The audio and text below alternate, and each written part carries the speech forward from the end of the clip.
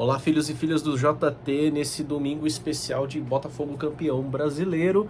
Esse é o vídeo de revisão para a prova de vocês do quarto bimestre de História. Finalmente o ano acabando, passou rápido pra caramba, mesmo que tem gente que acha que não, né? Mas foi voado esse ano, né? Então, basicamente vai ser um vídeo breve sobre aquilo que vocês vão ver na prova de vocês que vai rolar essa semana, beleza? O conteúdo que eu joguei para vocês é um conteúdo baseado já no caminho da história do Brasil até o início de sua emancipação, digamos assim, um pouco antes da entrada do processo de independência do Brasil. Só que antes de falar do conteúdo para vocês, eu lembro que eu falei sobre dois conceitos importantes, sobre o que é história e o que é uma construção histórica, né? A gente tem que lembrar que a história ela é uma pesquisa de fundo científico, onde você tem fontes, cruzamentos de fontes, análises críticas, teor científico, né, para as fontes do passado, do presente também. Então esse é o papel da história, ou seja, ter um olhar crítico sobre o passado. E a construção histórica é uma história onde os símbolos eles aparecem como intocáveis, é como se o passado fosse construído de momentos gloriosos e que eles não podem ser questionados porque eles foram exatamente assim.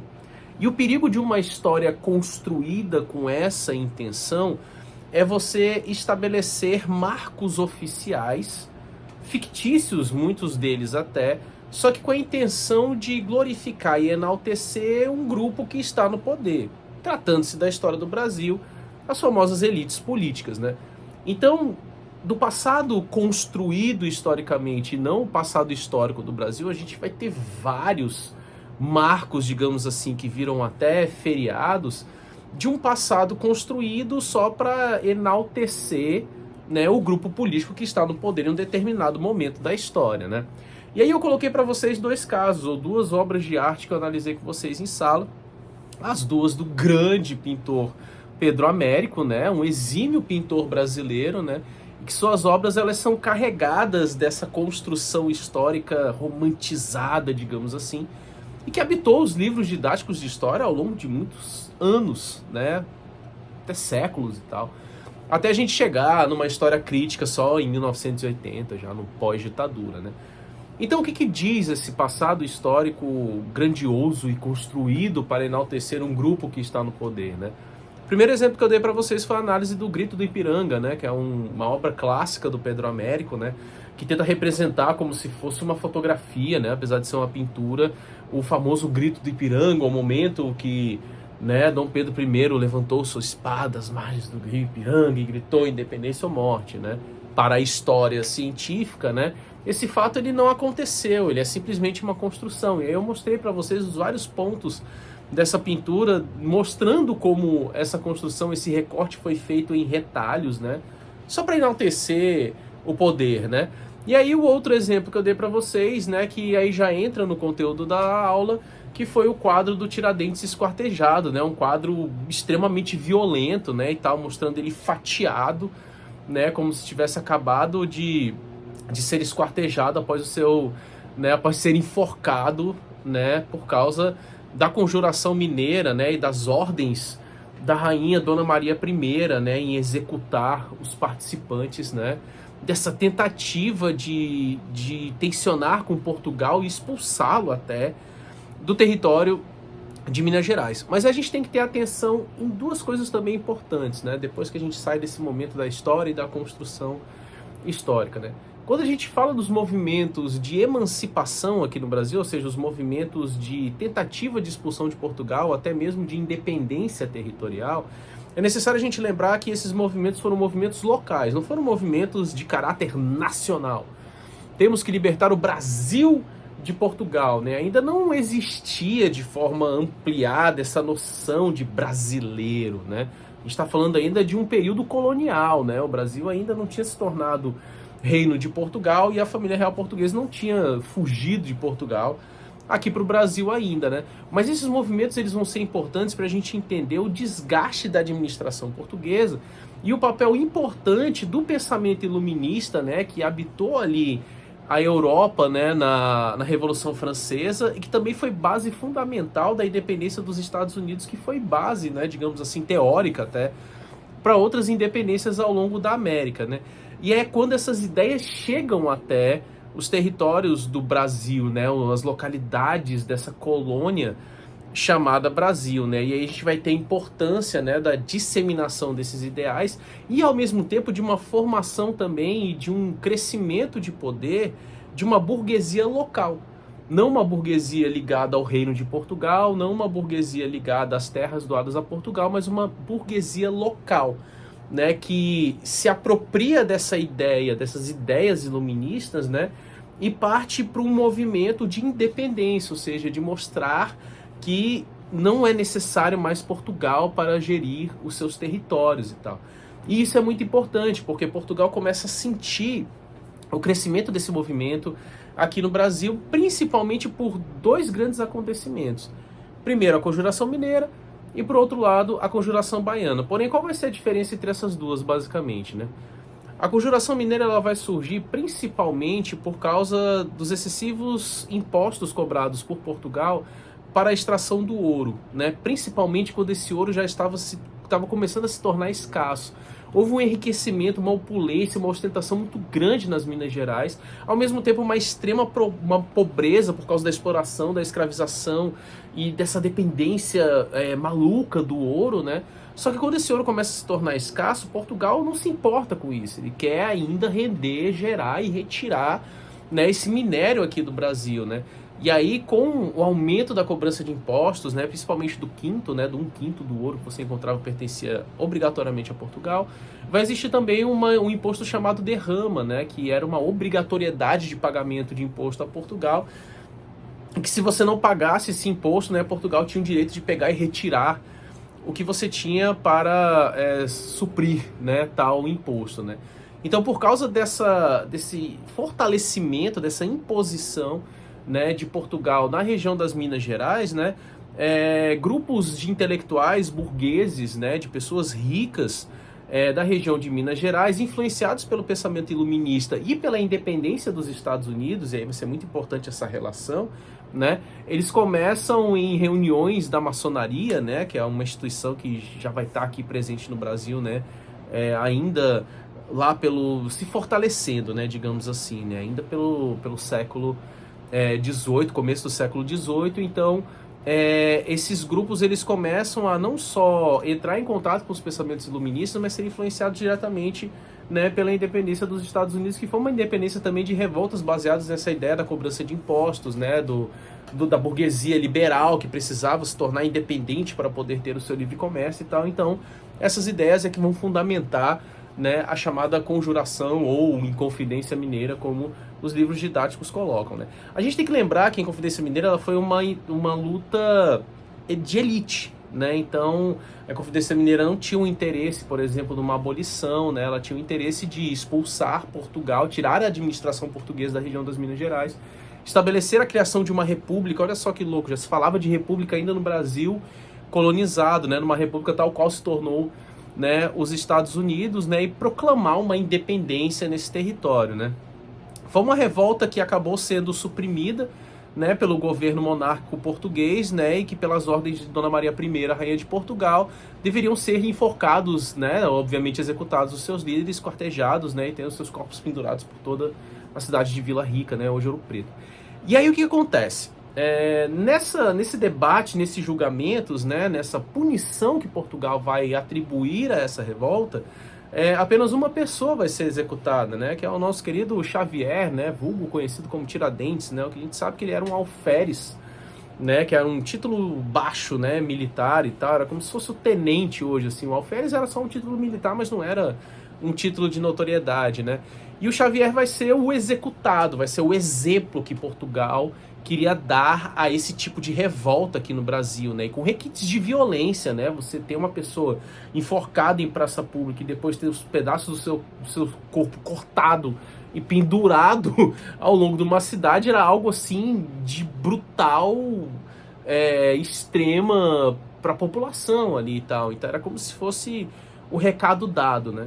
Mas aí é necessário entender, a Conjuração Mineira foi uma revolta de elite, tá? Uma revolta não abolicionista, né? Mas que queria emancipar Minas Gerais, né? E transformá-lo numa república iluminista, né, e tal, né, então de requintes iluministas, né, influenciado diretamente pela independência dos Estados Unidos.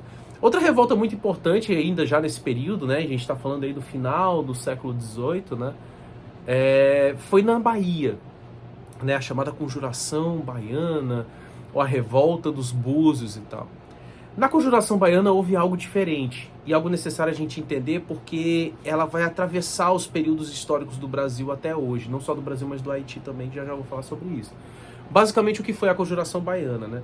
A Conjuração Baiana ela teve as mesmas características da Inconfidência Mineira, né, essa imposição administrativa de Portugal, né, ao mesmo tempo, através da chegada desses ideais, da discussão desses ideais iluministas europeus, né, e ao mesmo tempo sendo influenciada diretamente pela Revolução Francesa, né, e ao mesmo tempo influenciada também pela independência do Haiti.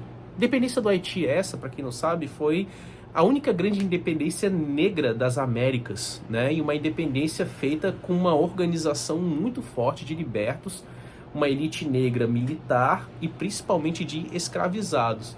E foi uma independência que houve lutas com diferentes estados europeus, né? Com França, tal hora com Inglaterra e seus corsários, tal hora com a Espanha, né, e que, obviamente, um território colonizado pela França, e que essa independência ela veio a duras custas, a duras penas, né, de um território que vai acabar sendo abandonado comercialmente, né, e vai ser punido por ter sido uma independência extremamente e totalmente negra, em sua maioria, né, e isso vai ter um peso histórico muito forte para o Haiti, mesmo até hoje, né, até com o reconhecimento da França a partir do pagamento de uma dívida impossível de ser paga depois, né, que o território ele se emancipa, né, e tal.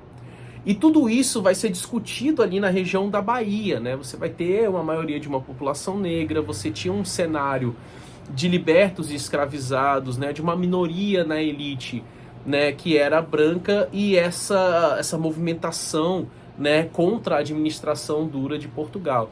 E aí, cara, a revolta da Conjuração Baiana, ou seja, esse grupo que vai se reunir para poder tentar a emancipação da Bahia, eles começam a usar táticas da Revolução Francesa, principalmente da distribuição de folhetins, né, de bilhetinhos, como se fossem de cartilhas mesmo, né, fixando nas paredes, né, das cidades baianas, principalmente de Salvador, e distribuindo para as pessoas, né, como se fosse uma forma de conscientização geral sobre aquilo que deveria ser feito com Portugal, né, para poder expulsá-lo e tal. E nesses ideais você tinha ali, mais uma vez, né, a construção de uma república, de uma independência, né, do território da Bahia fora das mãos administrativas de Portugal.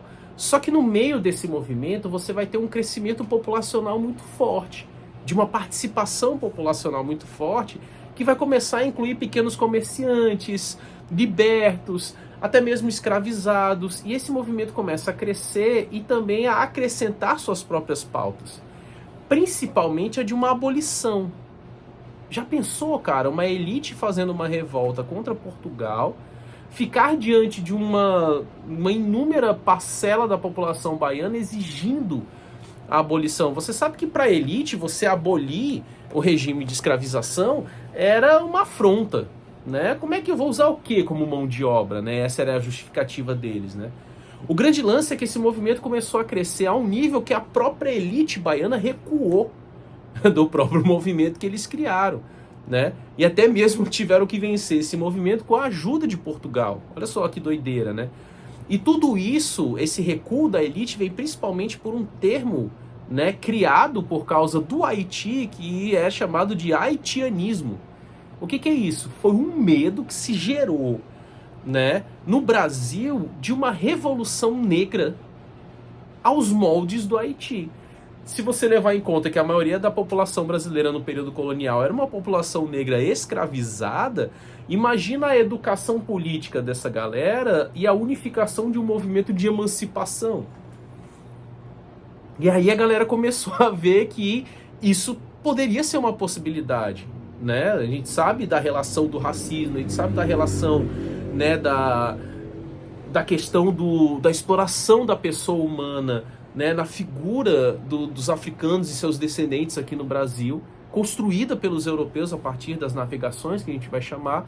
Então, quando a elite começa a perceber que esse seu poder pode ser superado a partir de uma organização negra, a Conjuração Baiana começa a mudar de figura. Então, esse medo, esse haitianismo, o medo do Brasil acabar virando Haiti, no caso aí a Bahia, né, fez com que essa revolta ela fosse suprimida tal qual no mesmo requinte de violência que foi a Conjuração Mineira. Só que dessa vez, né, em Minas Gerais você teve o Tiradentes e a anistia dos outros homens da elite que não foram executados. Na Conjuração Baiana você vai ter como fim a execução das lideranças negras, né? Enforcamento, esquartejamento, todos os outros requintes de ordens dado pela Dona Maria I, rainha de Portugal na época, ainda lúcida, acredito eu. E aí, o que a gente pode tirar desse exemplo, né? A gente volta para o começo da aula sobre a construção histórica. Por que a independência, né, a luta de independência de Minas Gerais, a Conjuração Mineira, ela é feriado hoje? E a gente mal vê na escola a Conjuração Baiana. Será que existe ainda esse haitianismo na história do Brasil? Sim, ainda existe esse haitianismo na história do Brasil. E a gente identifica isso ao longo dos outros períodos históricos. Então é nesse momento da Conjuração Baiana que a administração portuguesa e a própria elite local no Brasil vão começar a perceber, o controle precisa ser político, mas a gente não pode expandir essa luta e essa emancipação para a parcela da população que pode nos ameaçar. E aí a gente fala da população negra brasileira, né? Então é isso. Esse é um resumão geral, né, desse conteúdo corrido do nosso quarto bimestre e da prova de vocês para essa semana, beleza? Beijo no coração de vocês, Botafogo campeão da Libertadores e do Campeonato Brasileiro, e é isso, tchau!